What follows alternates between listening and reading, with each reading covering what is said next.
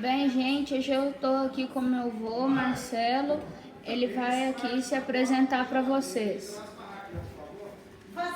Boa tarde a todos, João, meu neto João Lucas.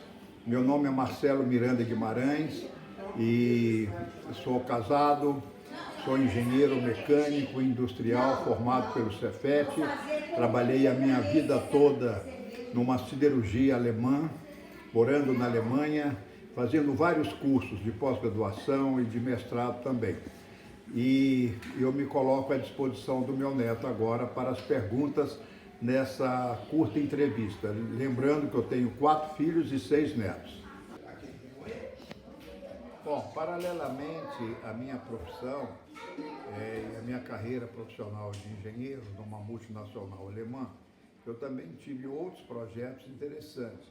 E como sou um judeu messiânico e que cremos no Senhor Yeshua, Jesus, e permanecemos e levamos um estilo de vida judaico, eu fundei no Brasil, em 1976 e 1996, a primeira congregação, a primeira sinagoga judaico-messiânica do Brasil, que é o Ministério Ensinando Sião, e a congregação Hatzion. E isso foi um grande passo para a espiritualidade de muitos aqueles que são judeus e não querem perder a sua identidade e podendo crer no Messias Yeshua. E um grande outro projeto que eu fiz foi a criação do Museu da História da Inquisição. E por quê? Porque eu sou um dos descendentes que vieram da época da Inquisição para o Brasil, e Portugal, no sentido de ressarcir, de indenizar, ou pelo menos aliviar, compensar o ato da expulsão dos judeus de Portugal que vieram para o Brasil, eles dão a cidadania portuguesa. Então logo nós subimos dessa lei, entramos, eu e a minha família, inclusive você, né, João, tem um passaporte português, eu sou descendente de judeus portugueses. Então, para contar essa história não relatada nos livros de história e não conhecida, nós fundamos o Museu da História da Inquisição, que vai justamente mostrar a presença judaica no Brasil colonial e qual foi o legado, o que esses judeus portugueses fizeram aqui em Minas Gerais e no Brasil. Então, eu aproveito a oportunidade e convido a todos vocês que estão assistindo esse vídeo para que venham visitar o nosso museu, que fica aqui na região da Pampulha, exatamente no bairro Ouro Preto, Rua Cândido Naves 55, bairro Ouro Preto, no horário comercial. Será um prazer receber você, seus amigos e sua família. Então, vô, o que você trabalhava? Que área você trabalhava lá na usina? Bom, depois que eu formei em engenharia, eu fui para uma siderúrgica alemã. E eu trabalhei no setor de projetos e análise de investimento durante muito tempo, até eu começar a fazer carreira. E eu terminei a minha carreira sempre mexendo com a engenharia de produção, a engenharia econômica e depois projetos de investimento e planejamento estratégico e econômico da empresa na área de siderurgia. Então, vô, já que você trabalhava com projeto, qual foi o projeto mais difícil de fazer, assim, por causa do valor das tecnologias e do próprio projeto mesmo? Bom, na época que eu formei engenharia,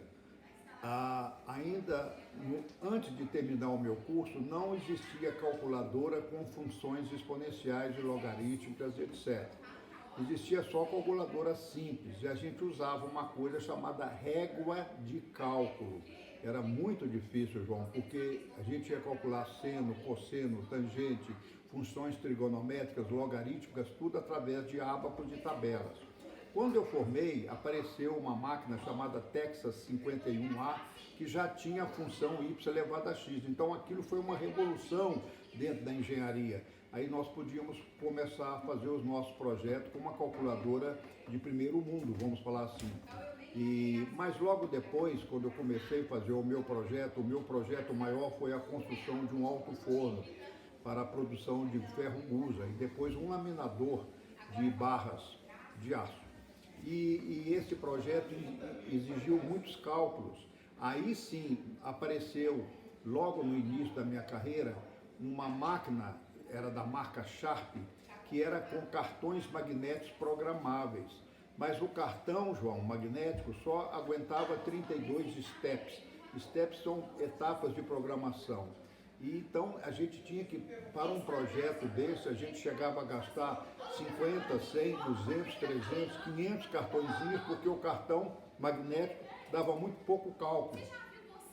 Mas depois foi se desenvolvendo até que na década de 90 apareceu os desktop. E era os chamados computadores da linguagem centralizada no mainframe. O que é isso? O mainframe era o computador central da empresa e cada setor tinha os seus ramais e a gente podia comunicar direto com o computador central.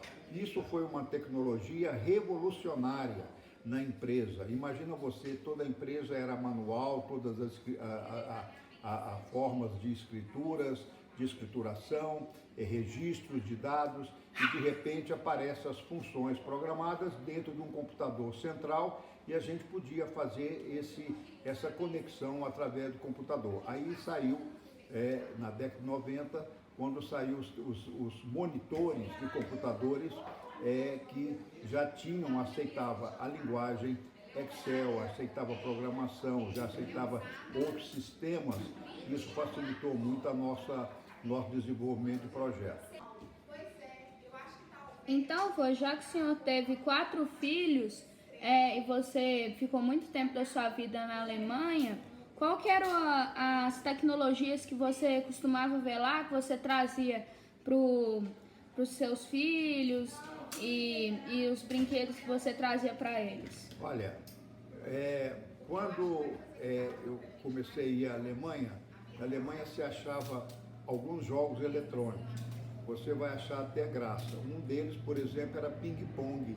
Era através de computador, de uma tela, e era só um joguinho simples de ping-pong. E não havia muita tecnologia. Mas quando começou os computadores, para falar assim, grande desenvolvimento, foram os laptops, não é? Os notebooks. E esses notebooks, aí sim a tecnologia cresceu, havia muita capacidade, e eu trazia aqueles da Alemanha, aqueles joguinhos eletrônicos, e havia muitos outros tipos interessantes. E depois começou a crescer e não parou mais.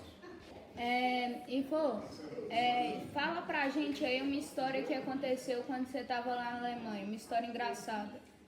Uma história engraçada é que a gente passava muita dificuldade com a língua, né? E aí então a empresa me dava um carro e esse carro eu usava o final de semana para conhecer outros países da Europa.